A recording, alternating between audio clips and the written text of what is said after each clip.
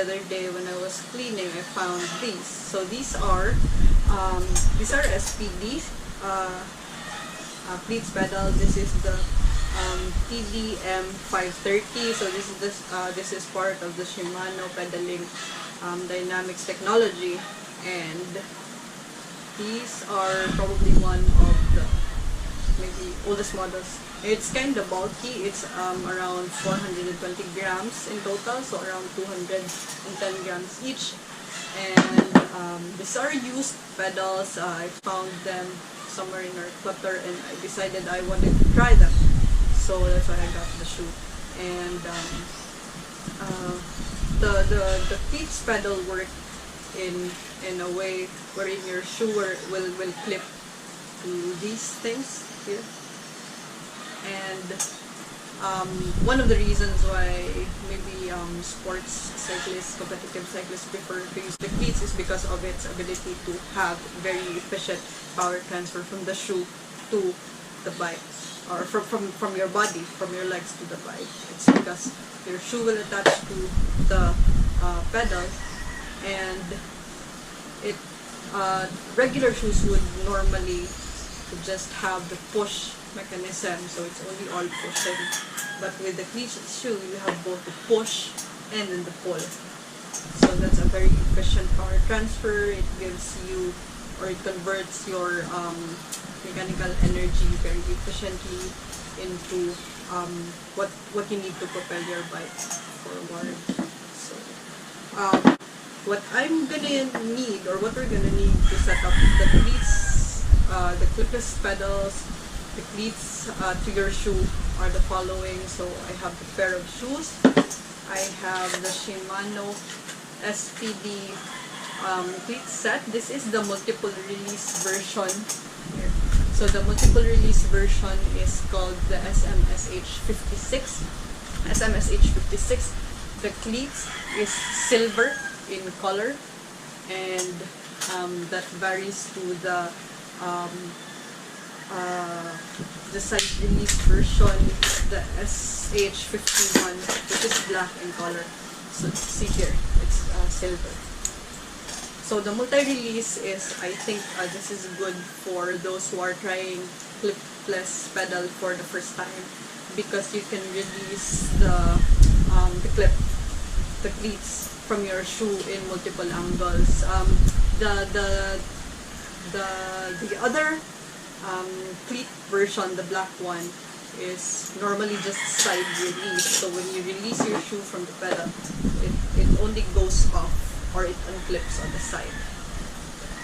But I think as some reviews would say, the multiple release cleats, it releases in many different angles, even in angles that are where we normally think we can release our flat shoe or our flat pedal. So by the way, the multi-release cleats has a letter M on it. So it has a letter M. I'm not sure if you can see. And then the next thing we need is, of course, the SPD pedal, the Shimano SPD pedal. Mine is an M530. It's a old version of a cleat pedal. We're gonna need a bike tool. I'm using the Apex Nomad outer gear bike tool here to loosen and tighten some of the Allen bolts over there. And I have a spare crank set here, crank arm with a chain ring. This is a Shimano Alivio. We got this from one of our bikes. So I'm just gonna use this as a sample later. So let's try. And so the first thing I'm gonna do is I'm gonna remove the cleats from the cleat plate that comes with the cleat set. So you're gonna need an Allen for that. It comes with a plate, but we're not gonna use this plate because the shoe already has its own plate. So we're just gonna put it in here. So we're gonna need the actual cleat. This is the actual cleat here. The one with the letter M is the multi-release, and it comes with a washer and 2 screws. So the mountain bike cleat is called a 2-bolt cleat because it attaches using the 2 bolts or the 2 screws. So we're gonna attach the cleat in here on the bottom side of the shoe where there is a slot for the 2 bolts. Okay.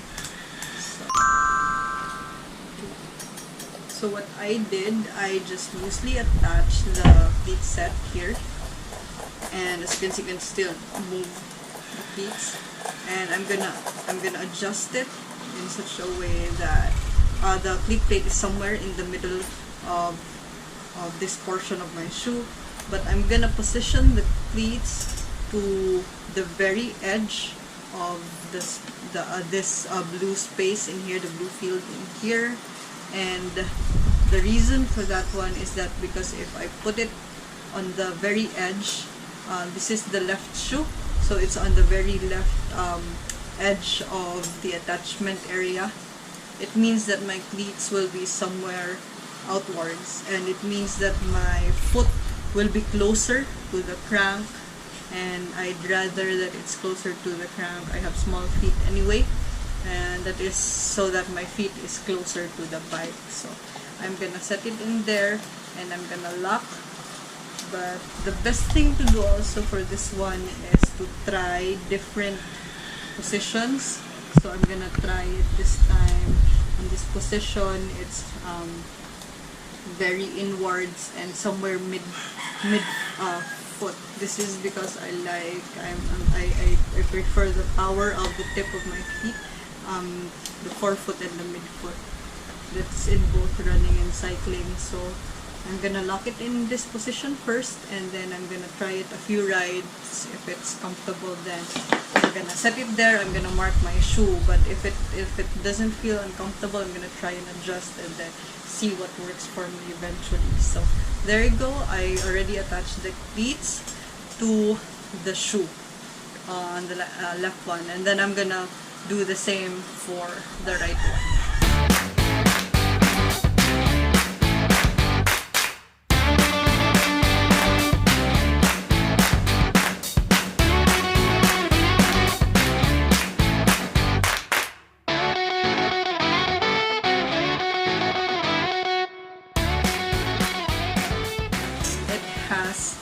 Fixed upper clip or the forward clip, which goes to where your upper or the forward portion of your cleats should fit right in. And then the bottom, this one, the top portion or the forward portion is clipped by or is locked in place by 3 screws. However, the bottom portion is the one that adjusts when you try to clip your shoe or when you try to unclip your shoe out of the pedal. So this one, it has like a series of coils over there behind it. It means that this could adjust when you put your shoe in or if you put your shoe out. And there is also a setting over here. It goes low and high, so there's an Allen that you can adjust. This will cause the tightness of this locking mechanism to vary. So if you go lower, it means that it's less locked in. It means it's easier to unclip your shoe. So I've already set it to the softest setting of the coil, or the softest tension of the coil, so that it will be easier for me when I start to practice using the clipless pedal. One more thing about the SPD pedal is that it's a double-sided pedal, so both ways are symmetrical.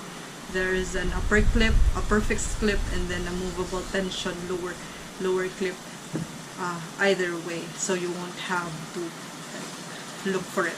It's gonna be easy to attach the shoe even if you don't look at it. And of course, it has a left and right setting over here. So let's try to attach the pedals to our crank arm. So this is the right one.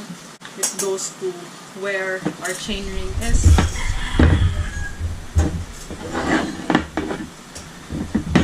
I'm just gonna attach it by hand because this is just a test anyway.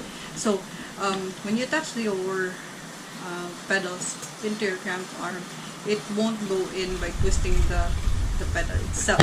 Sorry, by twisting the pedal itself, you will have to twist the part that is fixed to the thread. So the part that is fixed to the thread is this one.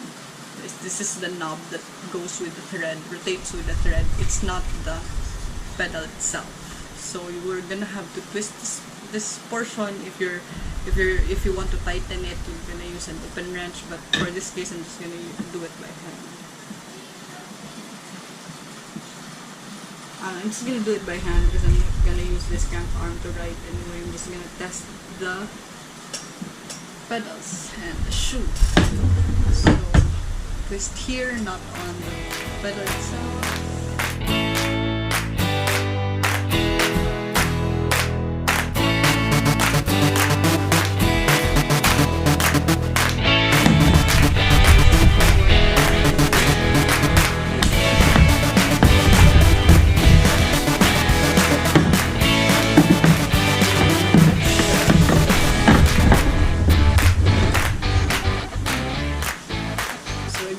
The forward cleat goes into the lock clip, and then the